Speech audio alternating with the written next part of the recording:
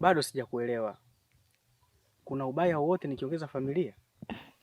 Kuongeza familia wala sio tatizo hata kidogo. Sasa kumbe tatizo liko wapi? Sijui kama utanielewa Vidashi. Ukweli ni kwamba unakaa nyumbani kwako na nyoka. Nyoka? Yaani nyoka nyumbani kwangu? Wala hujakosea. Yule mgeni uliomkaribisha pale kwako ndio adui yako mkubwa. Kivipi? Nimemuona mgeni wako kisimani kwa macho yangu mawili akiwa na mkeo. Sio tatizo akiwa kisimani na mkeo. Sasa hapo tatizo liko wapi? Kuwa muwazi. Kuna nini? Kwanza walikuwa wakicheka kwa furaha. Hilo sio tatizo na wala sikuogopa. Pili, akamtusha ndoo ya maji. Hilo sio tatizo na wala sijaogopa pia. Tatu, ndipo matatizo yalipoanzia. Alimshika mkono, akamtazama machoni, akamshika kiuno,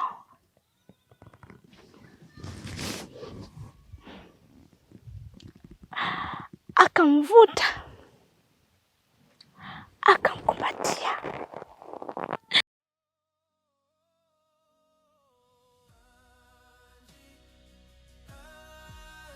akambusu.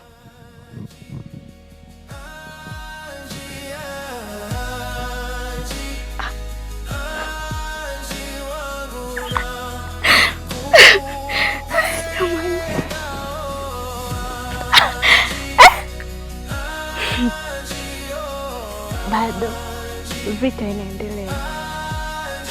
Ndo kwanza nimeanza.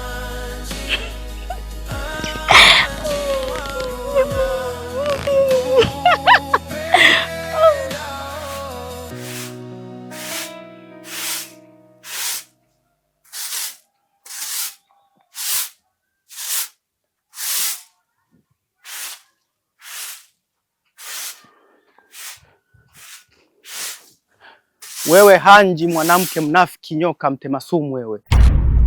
Wewe ni wa kutembea na Ima? Uko sawa kweli mume wangu? Kwa hiyo unanidharau, unaona kwamba mimi sina akili. Yule Ima ndo unamuona mwenye akili timamu. Hapana, sijamaanisha hivyo. Ila vitu unavyovizungumzia havina ukweli hata kidogo. Kwa hiyo unanifumba, unanificha, unaona kwamba mimi sijui ninachokifanya. Hanji, kilicho kubadilisha wewe ni nini? Na wewe ishia huko huko. Kukufadhili kote leo unakuja kunipa ushenzi. Naomba uondoke kwenye Ima yangu kabla hujanipa kesi. Kwani kaka, kuna jambo gani nilolifanya? Naomba unyamaze. Sitaki hata kusikia sauti yako. Nenda niachie familia yangu. Lakini kaka, ondoka!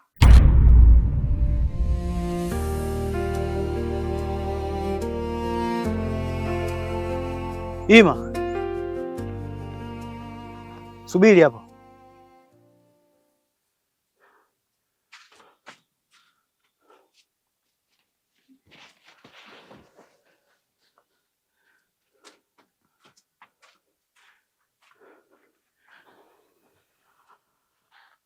Ima, wakati ulipodondoka na kupoteza fahamu, ulikuwa na huu mzigo. Msimu huu mazao kama hayajakubali sana. Si unaona ambavyo yamekauka kauka hivi. Kwa hiyo kuna kutoa kitu mkweli. Ngoja kwa sababu kwa hamna. Haya, wenzetu yako hivi.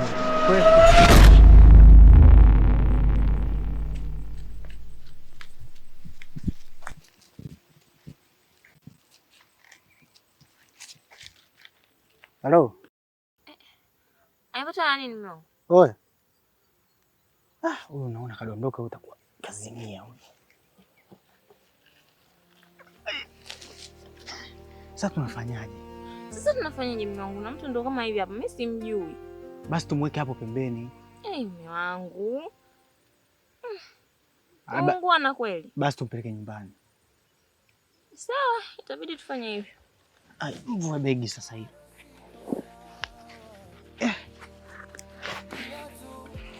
Sivyo anatoka wapi?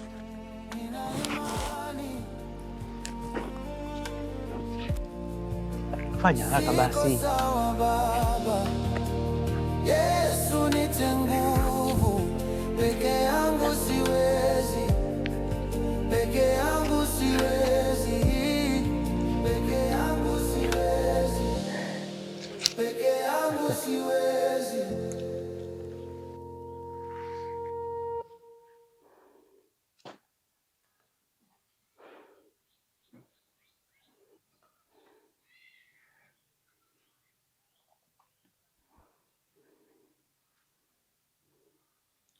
Ninakushukuru sana wewe na familia yako kwa ukarimu ambao mmenionyesha.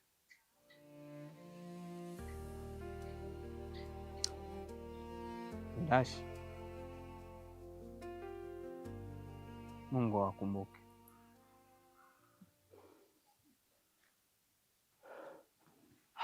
Mungu awakumbuke sana ndugu zangu. Na ninajua kupata na kukosa ni mapenzi yako wewe Baba.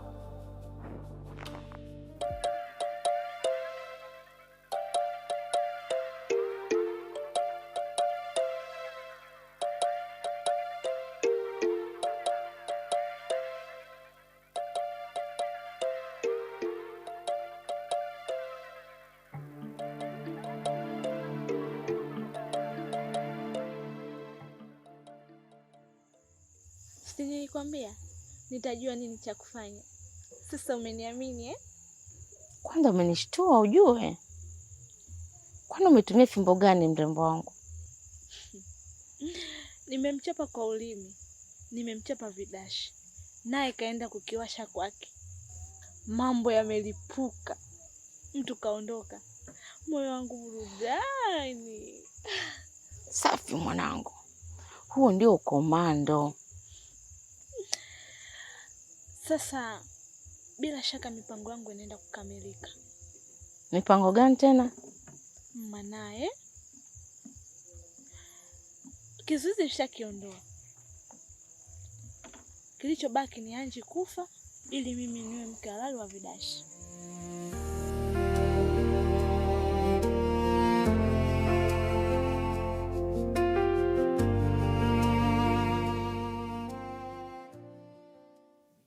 Kwanza ndugu yangu, mimi nakushukuru sana kwa dhati ya moyo wangu kabisa, kwa sababu ni tukio la ghafla, lakini nimeuona upendo wako wa kweli. Lakini kingine,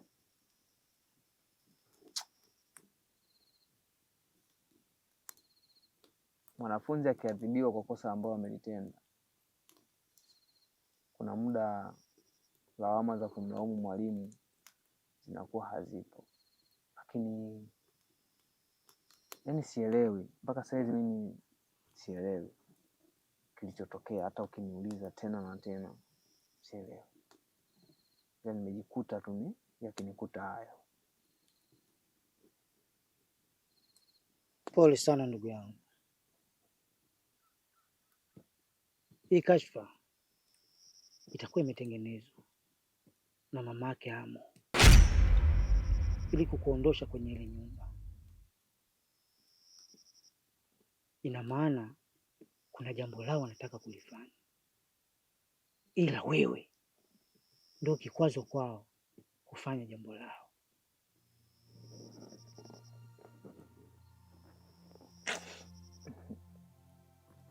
Sasa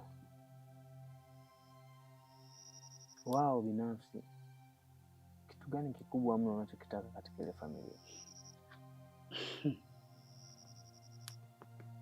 Kwenye ile familia kuna mrithi anayetakiwa kurithi kiti cha uongozi wa kichawi baada tu kufa kwa Malkia. Mzee. Wanasema kweli ukistaajabu ya Musa utaona ya Firauni. Sasa kama huyo malkia wao alikufa, maanake alivyokufa bila shaka walimzika. Sasa kama walimzika, kwa nini wasingemzika na uchawi wake? Wanacholazimisha wao ni lazima Kiti arithi mwanaye.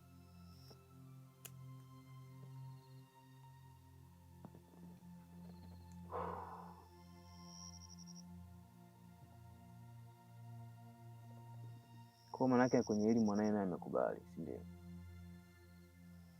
Au ndo wanalazimisha tu wanavyotaka wao?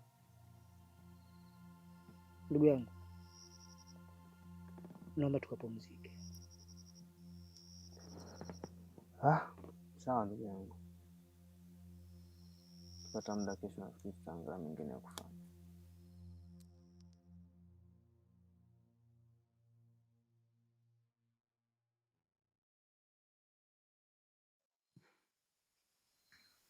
Naomba nisamehe mume wangu kipenzi, naomba nisamehe sana. Najua kama taarifa ulizozisikia kwenye masikio yako zimekuumiza moyo wako,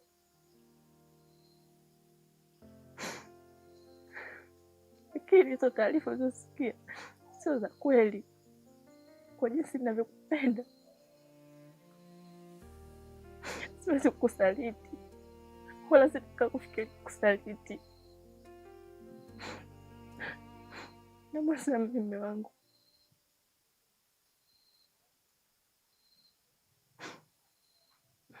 Mume wangu,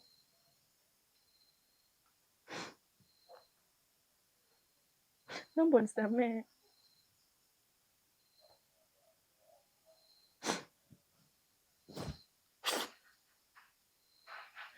Halafu naomba nikuulize swali. Hivi ni kweli mama yako mzazi alikuwa mchawi?